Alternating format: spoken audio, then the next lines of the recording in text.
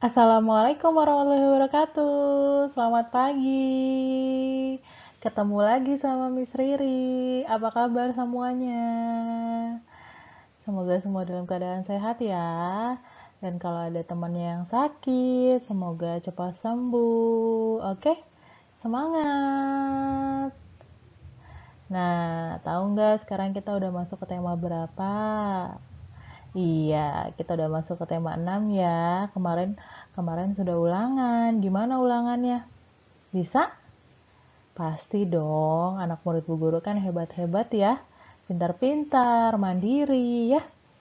Siap. Nah, sebelum kita mulai pembelajaran, kita berdoa dulu. Bu Guru yang pimpin ya. Berdoa dimulai.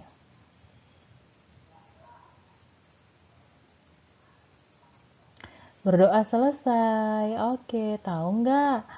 Kalau misalnya kita sudah masuk ke tema 6 ini, berarti pembelajarannya makin susah ya Bu Guru. Enggak sih, kalau kamu belajar terus, mencermati dengan baik, pasti pembelajarannya lebih mudah ya.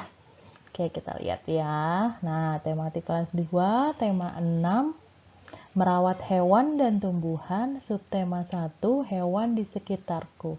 Pembelajaran 1 dan 2. Nah, hewan di sekitarku, pasti kamu sering lihat dong hewan-hewan di sekitar kamu, baik itu yang dipelihara ataupun tidak ya. Jadi banyak hewan yang di sekitar kita itu kita pelihara, ada juga yang enggak. Nah, yang hewan-hewan dipelihara itu biasanya hewan-hewan jinak ya, Nak. Oke, kita lanjut. Kita mulai ya pembelajarannya. Sip. Oke, kita masuk ke pembelajaran 1 ya. Nah, di sini nanti kita baca bareng-bareng. Ada teks, lalu kita tentukan ya. Oke, kita baca bareng-bareng dulu ya. Lani dan Siti sedang bermain di kebun belakang rumah Lani. Di kebun belakang rumah Lani tumbuh berbagai tanaman bunga.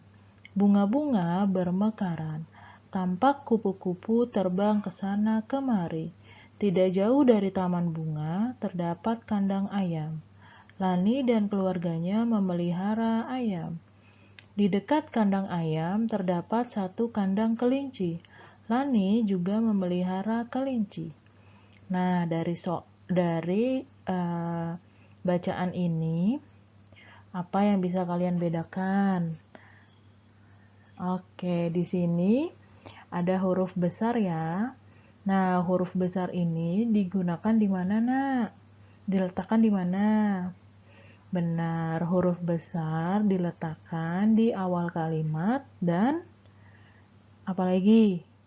Dan nama seseorang. Jadi, kalau awal kalimat itu harus huruf besar dan nama orang ya. Selain itu, selain nama orang dan di awal kalimat, huruf besar juga digunakan untuk nama-nama kota, terus nama-nama hari, seperti itu ya. Jadi, kamu bisa ingat bahwa huruf-huruf besar digunakan untuk apa? Di awal kalimat, nama orang, nama hari, terus nama bulan, ada lagi misalnya tadi apa? Nama jalan, nama kota, seperti itu. Nih contohnya, kita lihat bareng-bareng ya, mana aja yang dipakai untuk huruf besar. Nah, di sini sudah Bu Guru lingkari huruf-huruf besar mana aja yang menggunakan yang menggunakan huruf besar di mana aja ya. Gitu. Kalian juga harus lihat huruf besarnya itu menggunakan huruf sambung atau tidak. Kalian kan sudah sering ya Bu Guru kasih tugas untuk ayo kita menulis sambung seperti itu. Oke, jadi kalian sudah tahu huruf sambungnya kalau huruf besar seperti apa, kalau huruf yang kecilnya seperti apa gitu. Oke? Pintar. Oke, kita ada lagu nih. Kita dengerin bareng-bareng ya. Judulnya Ayamku, ciptaan Ate Mahmud dengan nada do, 2/4 sedang. Kita dengarkan bareng-bareng ya.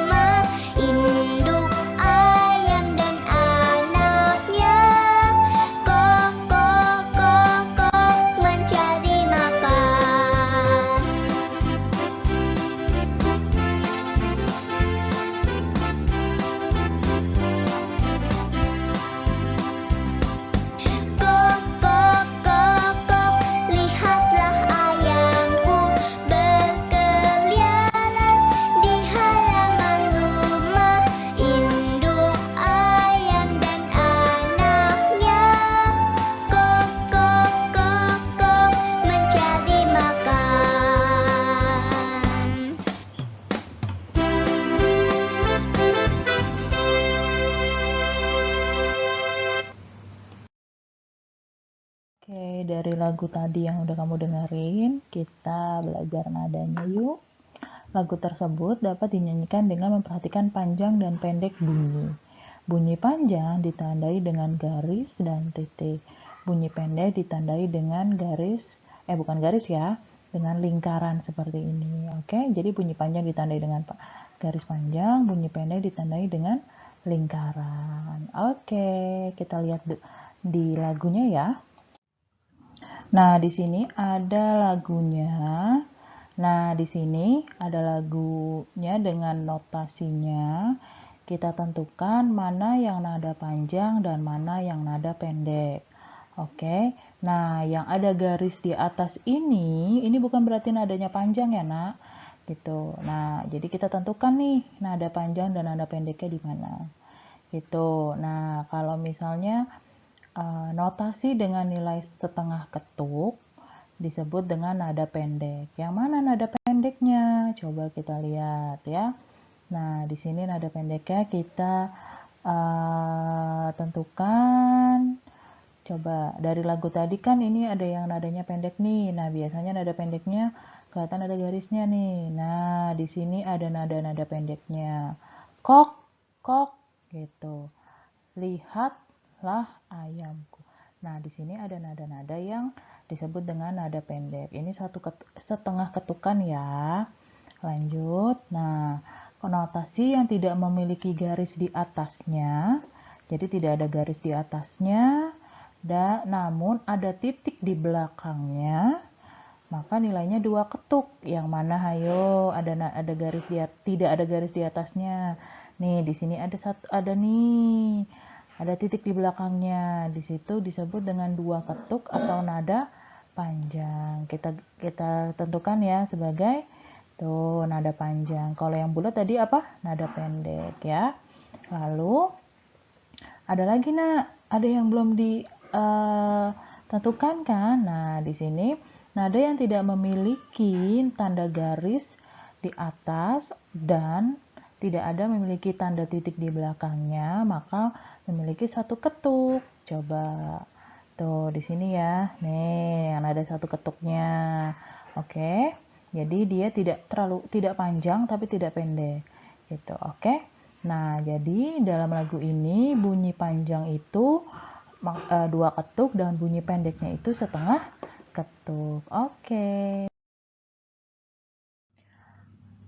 Oke, kita lanjut ya. Nah, di sini kita baca bareng-bareng dulu. Di kebun belakang terdapat beberapa timbangan. Alat-alat tersebut digunakan untuk menimbang telur ayam dan daging ayam. Jadi kamu kalau misalnya ke warung atau ke pasar, pernah lihat nggak ada orang yang jaga di tokonya atau di warungnya itu, misalnya kamu mau beli telur, ditimbang dulu. Nah, kita sekarang mau belajar alat-alat timbangannya dulu ya, gitu. Jadi alat-alat timbangan itu ada banyak. Nah, sebelum kita ke situ, kita lihat dulu nih, ada apa aja sih dari alat-alat timbangan itu. Nah, dari alat timbangan itu kita belajar tentang satuan baku. Nah, satuan bakunya apa Bu Guru? Nah, di sini kita lihat ya. Gram, kilogram, dan ons merupakan satuan baku untuk mengukur berat. Gitu ya. Jadi beratnya berapa? Gitu. Berapa gram, berapa kilogram, berapa ons gitu ya.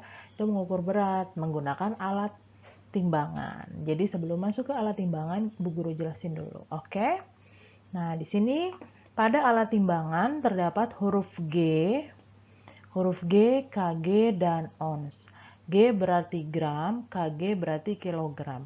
Kalau ons itu masuknya ke hektogram ya, Hg. Tapi kalau dalam sehari-hari kita bacanya ons ya. Nah, ini kan berbeda-beda ya beratnya. Jadi nanti Bu Guru jelasin lagi sekarang gimana menghitungnya.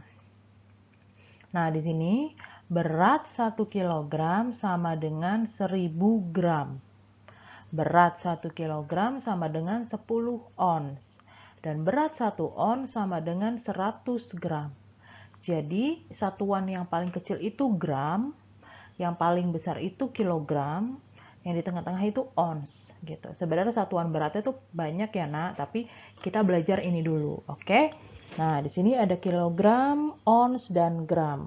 Yang paling besar tadi apa satuannya? Kilogram, paling berat itu kilogram, ons, baru gram. Nah, biasanya kalau dari yang terkecil, gram itu, biasanya kita kalau gram itu bisa dari mengukur misalnya emas. Nah, mamah kamu misalnya punya emas nih. Nah, mamah kamu tuh beli emasnya 1 gram, 2 gram, kecil gitu.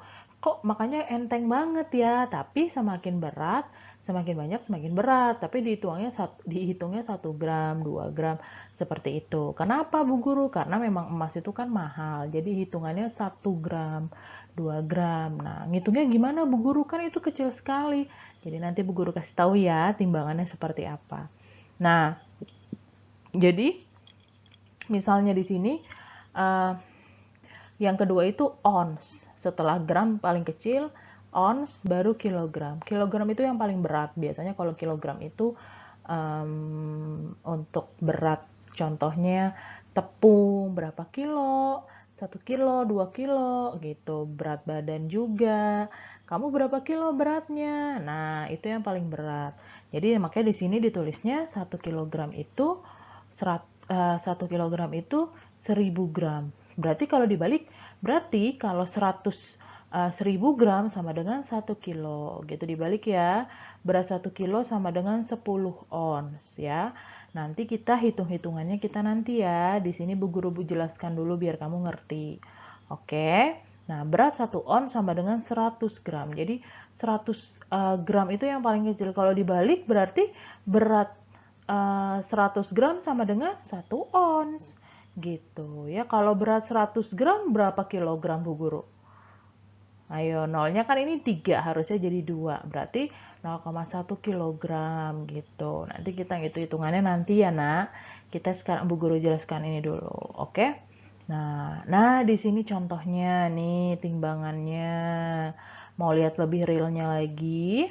Oke, sebentar ya. Selanjutnya nih, kita lanjut lagi. Nah, di sini Bu Guru kasih tahu jenis-jenis timbangannya atau alat timbangan. Jenis-jenis alat-alat timbangan yang tadi Bu Guru kasih tahu sedikit ya. Yang pertama untuk timbangan kue. Sebenarnya bukan kue aja sih nah yang ditimbang pakai ini, tapi biasanya timbangan ini dipakai untuk mama kamu ketika mau nimbang, mau bikin kue, mau bikin makanan, gitu. Nimbang apa sih Bu Guru biasanya kalau pakai ini? Nah, kita lihat dulu timbangannya, pasti kamu nanti ngerti deh. Nah ini timbangan kuenya, gitu, yang biasa kita lihat di rumah juga ada, di warung juga ada, biasanya gitu. Nah, kenapa ini ada dua? Nah, jadi udah zaman tambah modern sekarang. Jadi timbangan kue ini ada dua jenis, nak, gitu. Ada dua jenis. Jadi ada yang timbangan manual seperti ini. Jadi kalau barangnya ditaruh di sini atau bendanya taruh sini, ini jarumnya akan bergeser, gitu ya, gitu. Tapi tidak boleh dipegang, nanti bertambah lagi beratnya, gitu. Misalnya kamu mau naruh telur di sini, misalnya aku beli telur sekilo gitu. Nah, telurnya taruh di sini, baru di sini nanti jarumnya akan bergerak ke angka 1, jadi 1 kilo. Nah, ini yang manualnya, ini yang digitalnya gitu. Kenapa yang digitalnya? Kalau digital itu lebih akurat. Jadi misalnya 1 kilonya lewat sedikit, kalau ini kan yang jarum kelihatannya nggak terlalu jelas gitu kan, gitu. Nah, kalau yang digital itu bisa misalnya 1 kilo 1,2 gitu. Nah, 1,2 kilo berarti kelebihan nih, kurangin satu lagi telurnya gitu. Jadi sekarang mungkin lebih banyak kalau yang di rumah-rumah atau sekarang ini lebih pakai yang digital ya, seperti Bu Guru juga punyanya timbangan yang digital seperti ini gitu. Buat nimbang apa Bu Guru? Misalnya mau bikin kue, buat nimbang tepung, terus buat nimbang mentega seperti itu ya. Makanya disebut timbangan kue nah gitu. Nah, timbangan ini ada lagi yang lebih bukan jadul ya, yang lebih dulu keluar ketika ada di pasarnya nih. Nah, dimaksud dengan timbangan kodok seperti ini. Kenapa disebut timbangan kodok? Ini bentuknya seperti ini, ya. Nah, di sini ada ininya, nah, ada berat-beratnya gitu. Nanti kamu barang bendanya kamu taruh sini, timbangannya, misalnya di sini ada 1 ons atau 5 ons atau 1 kilogram. Kalau kamu belinya misalnya tepungnya 1,5 kilo, berarti di sini 1 kilonya taruh di sini satu, sama yang setengahnya satu. Nah, tepungnya taruhnya di sini. Gitu. Seimbang nggak? Kalau ininya ada garisnya seimbang, berarti beratnya sama. Gitu ya. Biasanya ini masih digunain di pasar-pasar, masih ada yang menggunakan ini gitu. Tapi sudah jarang ya nah kalau kita ketemukan misalnya di rumah juga orang-orang kayaknya mama kamu atau yang lain pun udah jarang yang punya ini ya gitu. Oke. Ada lagi Bu Guru kasih tahu neraca atau timbangan emas. Nah, di sini ada dua nih nak gitu. Sama, yang satu ini timbangan yang sudah lama, yang sudah lama yang dulu dipakai oleh orang-orang, yang ini yang timbangan yang digitalnya gitu. Ya, kalau yang digital ini biasanya pakai baterai, diisi baterai gitu, atau enggak bisa juga yang mungkin dicas ya gitu. Bu Guru juga kurang tahu ya. Nah, gini nih contohnya. Misalnya emasnya ditaruh di sini. Nah, ini lebih akurat tuh. 16 misalnya 1 gram 6,938 gitu. Banyak nih gitu. Karena di sini pakainya yang digital. Jadi angkanya tepat. Kalau ini kan sama kayak yang kodok ini, Nak. Jadi harus di sini ditaruh emasnya, di sini ditaruh beratnya. Misalnya mau 1 gram. Berarti di sini taruh emasnya, bisa juga di sini taruh emas lagi 1 gram. Oh, sama nih beratnya, berarti seimbang nih, berarti sama beratnya 1 gram atau 2 gram gitu. Dan sekarang memang di toko-toko emas lebih sering pakai yang digital seperti ini. Nah, jadi lebih akurat seperti itu ya. Lanjut, timbangan badan. Nah, timbangan badan Kalian pernah dong nimbang badan gitu, biar tahu, oh aku naik nggak nih, aku turun nggak nih berat badannya gitu. Nah di sini ada dua juga sama, ada yang digital, ada yang analog ya. Analog itu di sini ada angkanya, jadi sama kayak yang timbangan kue ini. Jadi ini nanti kalau kita naik ke sini, ininya geser. Nah kalau yang digital, begitu kita naik, pecah. Enggak dong, jangan pecah ya. Emangnya seberat apa sih aku Bu Guru gitu. Begitu kita nimbang naik, nah di sini langsung kelihatan angkanya berapa, lebih tepat gitu. Sebenarnya masih ada lagi, nanti kita Bu Guru jelasin lagi, ada timbangan yang buat lebih berat, misalnya buat barang-barang yang bisa 100, 150 kilo, 200 kilo, itu ada. Nanti Bu Guru kasih tahu lagi ya di next video, gitu, di pembelajaran berikutnya lagi. Oke? Sip. Oke, kita masuk ke pembelajaran 2 ya. Tadi kan sudah kita pembelajaran 1, sekarang pembelajaran 2. Nah, di sini kita baca bareng-bareng yuk. Lani tidak hanya memelihara ayam, Lani juga memelihara kelinci. Lani dan Siti bermain bersama kelinci.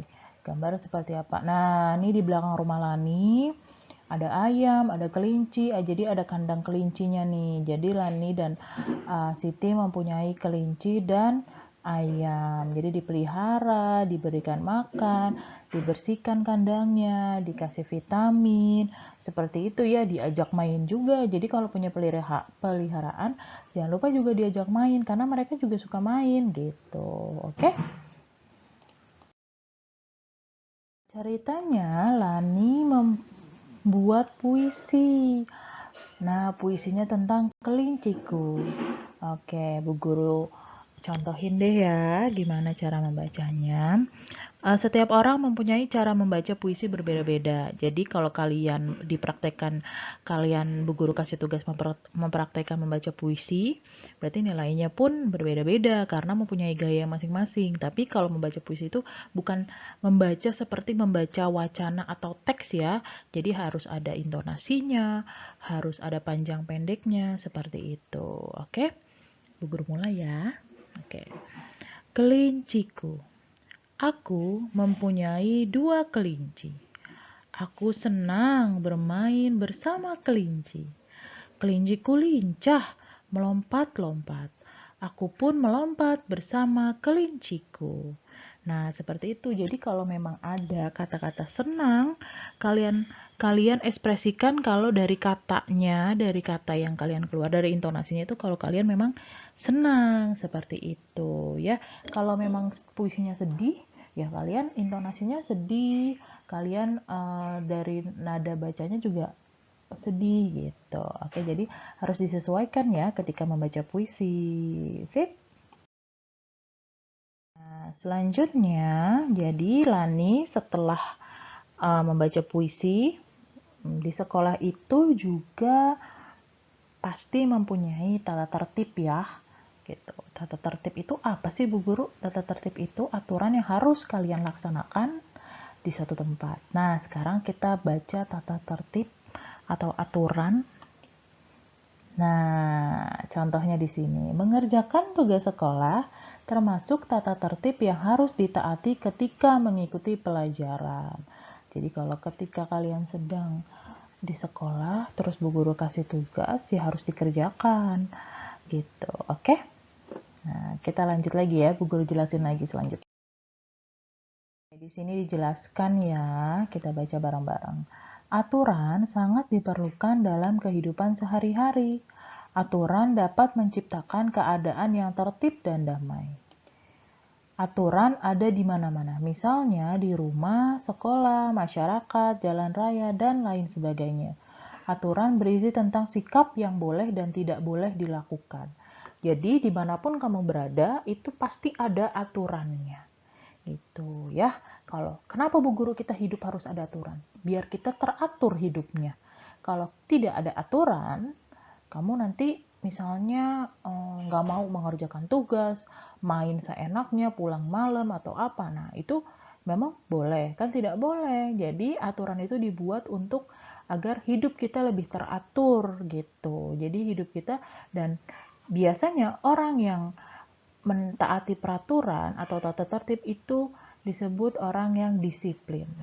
Contohnya, dia tahu kalau dia sekolah masuk jam 7.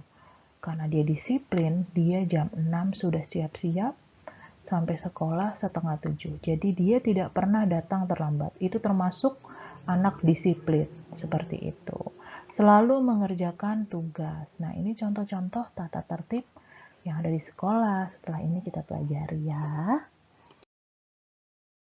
Nah, di sini tata tertib yang harus dipatuhi oleh Lani di sekolah. Jadi di sekolah tadi udah Bu Guru sebutin tuh beberapa peraturan atau tata tertib yang ada di sekolah. Berarti kamu sudah tahu dong gitu tata tertib apa aja sih yang ada di sekolah. Yang pertama, mengerjakan tugas sekolah. Itu harus ya. Kalau gitu nggak ada nilainya dong ya. Gitu. Yang kedua, mengumpulkan tugas tepat waktu. Nah, di sini juga Bu Guru harapkan kalian mengumpulkan tugasnya tepat waktu.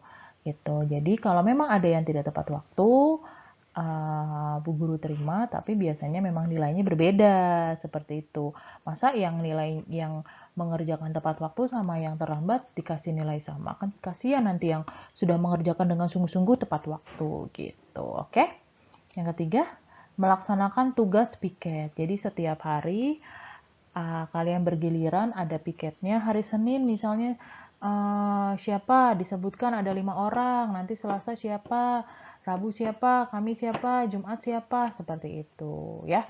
Gitu. Tapi karena memang sekarang kita lagi tidak belajar di sekolah, berarti tidak ada tugas piket ya. Nanti mungkin kamu kelas 3 sudah ada tanggung jawab. Bu, kan saya nggak bisa nyapu, Bu. Bu, kan saya nggak bisa ngepel.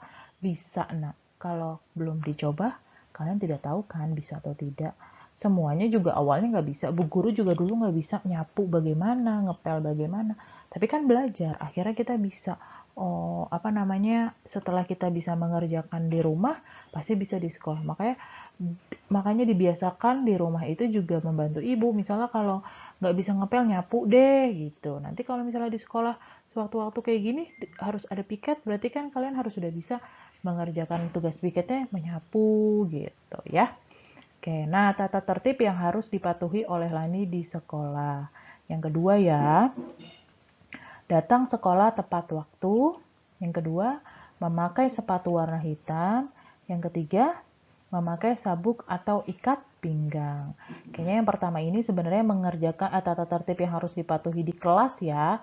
Maaf ya, ini yang pertama di kelas, baru yang bawah di sekolah. Gitu. Nah, di sini datang ke sekolah tepat waktu, berarti itu anak disiplin ya, memakai sepatu warna hitam karena memang di sekolah peraturannya memakai sepatu warna hitam dan kaos kaki putih panjang.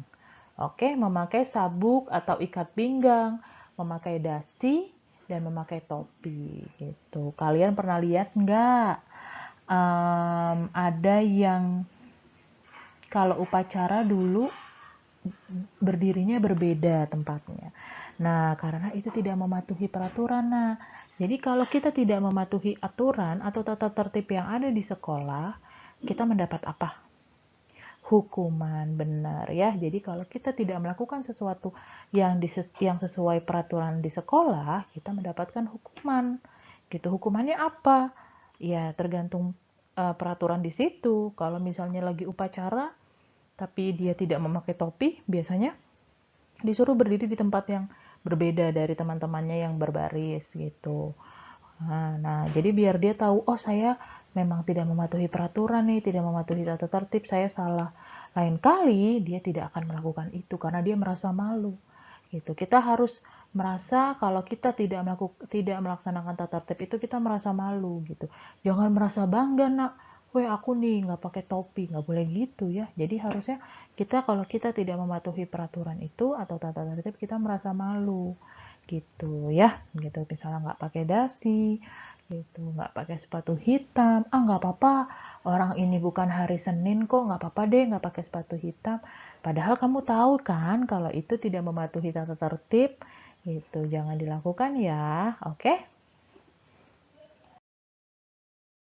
Nah, selanjutnya kita pelajari tentang gerak jalan berirama, oke? Nah, ini Bu Guru kasih sedikit penjelasan ya. Gitu. Jadi kita lihat gambarnya. Yang pertama adalah langkah biasa, gitu, maju. Ini disebut dengan baris berbaris, nah, gitu ya. Diam, maju. Biasanya kalau seperti ini, kaki kanan yang maju, tangan kiri yang maju. Jadi tidak boleh sama. Tangan kanan maju, kaki kiri yang maju. Tangan selanjutnya kaki kiri yang maju, tangan kanan yang maju gitu. Jadi nggak boleh sama, kanan kaki sama tangan itu tidak boleh sama, oke? Nah, selanjutnya langkah rapat. Jadi langkahnya tidak sebesar yang langkah sebelumnya gitu. Yang ketiga, berjalan sambil mengayunkan lengan, gerakan ayunan satu lengan ke depan, satu lengan ke belakang. Kalau yang tadi ayunannya tidak terlalu tinggi, kalau yang selanjutnya begitu kakinya maju ke depan, langkahnya besar, ayunan tangannya tinggi sampai sejajar dengan pundak kamu. Gitu. Kamu pernah lihat kan kalau misalnya 17 Agustus, peringatan 17 Agustus, nah pembawa benderanya tuh yang ada beberapa orang banyak, nah itu kan langkahnya tuh tegap sekali, pas sekali, seperti itu. Jadi tangannya lurus ke depan sejajar dengan bahu gitu. Nah, di situ disebut dengan baris berbaris ya. Oke. Nanti kita lanjutkan lagi. Kalian bisa tanya lagi di ini, tanya tentang gerak jalan berirama bersama Pak Alex. Oke? Oke, kita sudah di akhir pembelajaran. Banyak ya yang dipelajari ya, karena di awal pembelajaran 1 dan 2. Tapi nggak apa-apa. Kalau kalian masih bingung, kalian bisa tonton lagi videonya, tonton lagi ya. Oke, sebelum Bu Guru tutup, kita review dulu tadi.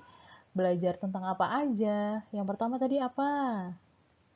Iya, tentang tulis huruf tegak bersambung ya.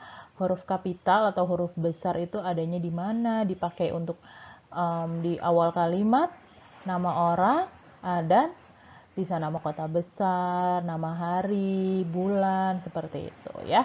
Terus lanjut tadi lagu tentang ayamku, nada panjang, nada pendek. Terus apa lagi, Nak? Hmm? Iya, tadi belajar tentang satuan berat ya. Ada kilogram, ada ons, ada gram. Terus ada alat-alat timbangan, jenis-jenisnya apa aja gitu. Nah, masuk ke pembelajaran 2 tadi tentang apa? Iya, tentang um, tata tertib ya. Tata tertib di sekolah, tata tertib di kelas yang harus dipatuhi, dan apabila tidak melaksanakan tata tertib, apa? Ada hukumannya gitu ya. Terus apalagi tadi yang terakhir tentang gerak ya. Tadi geraknya gerak berirama. Nah, nanti kalau itu bisa ditanya lagi sama Pak Alex, oke? Nah, sudah selesai pembelajaran 1 dan 2. Ketemu lagi di pembelajaran berikutnya. Terima kasih. Wassalamualaikum warahmatullahi wabarakatuh. Bye bye.